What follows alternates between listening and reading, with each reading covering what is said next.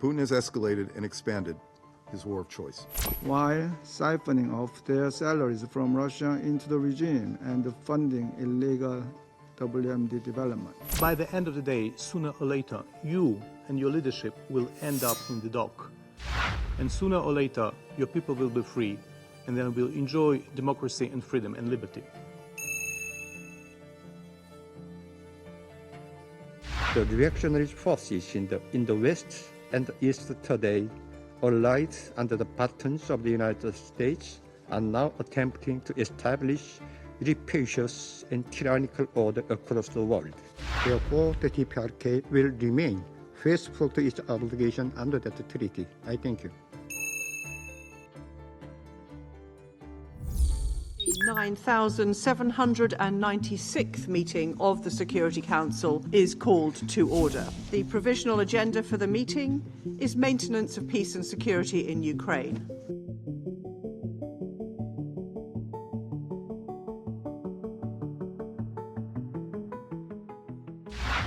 When Russia launched its unprovoked full-scale invasion of Ukraine, the Kremlin expected a quick and decisive victory. Putin has escalated and expanded his war of choice. When it turned to other countries to supply its dwindling stocks of ammunition, missiles, and drones, in the past year, at Russia's request, the DPRK has also unlawfully transferred over 18,000 containers of munitions and munitions-related materiel. We cannot fall victim to Russia's cynical tactics and must remain focused on its violations of international law. We must stand by Ukraine, a fellow UN member state, as it defends itself from Russia's aggression.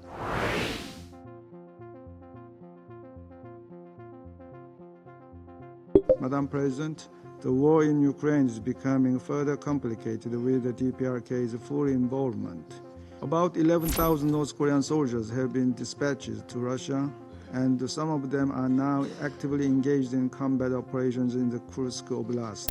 While my government is investigating specific intelligence related to North Korean casualties, the estimated casualty toll remains unverified. The rapid pace of these developments makes it challenging for us to even keep up with unfolding events these days.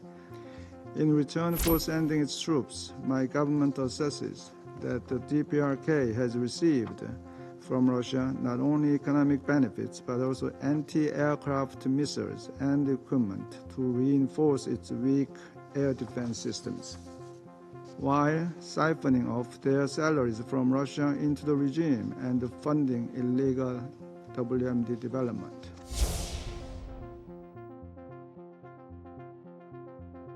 I strongly denounce the United States and its following forces and are calling for this another 11 meeting, proceeding from their ulterior political motive to cover up the root cause of the outbreak and protraction of the Ukrainian crisis and deceive international community. As has been clarified on several occasions, the Ukrainian crisis was started by United States and Western forces that ignore a legitimate security interests and the right to territorial integrity of Russia and pursued NATO's reckless eastward expansion under the ambition to maintain their hegemonic world order. And recently, with public support from the United States and the West, it even went on to commit a dangerous crime of attacking Russian territory, using United States surface-to-surface missile ATACMS and UK air-to-surface cruise missile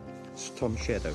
Russia's counter-strike on November 21st is exercise of the just and legitimate right to self-defense and served as a serious warning to the US and Western countries in the war mania. The reactionary forces in the West and the East today, allied under the buttons of the United States, are now attempting to establish rapacious and tyrannical order across the world.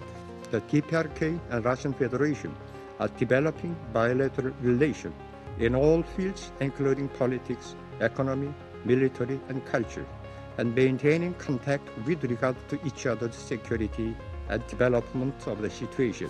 The representative of the United States has asked for the floor to make a further statement. I give them the floor. Thank you, Madam President. My last point is just a question to the representative from the DPRK regime.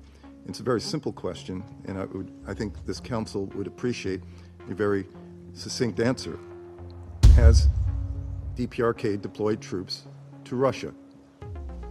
Thank you, Madam President. Well, thank you, Madam President. I'm not going to comment the pulp fiction by North Korea edited by the Russian mission. But I forced myself to stay in the chamber out of the need to look in the eyes of the representative of DPRK to tell him directly that he represents a criminal regime, that he represents the regime that helps another criminal regime, and that by the end of the day, sooner or later, you and your leadership will end up in the dock. And sooner or later, your people will be free, and then will enjoy democracy and freedom and liberty. Thank you, Madam President. I want to take a closer reaction to the comment made by the United States. It is legitimate right for DPRK to develop the relation with the Russian Federation. The treaty and comprehensive strategic partnership between DPRK and Russian Federation is fully conform to international law and the UN Charter. Therefore, the DPRK will remain faithful to its obligation under that treaty. I thank you.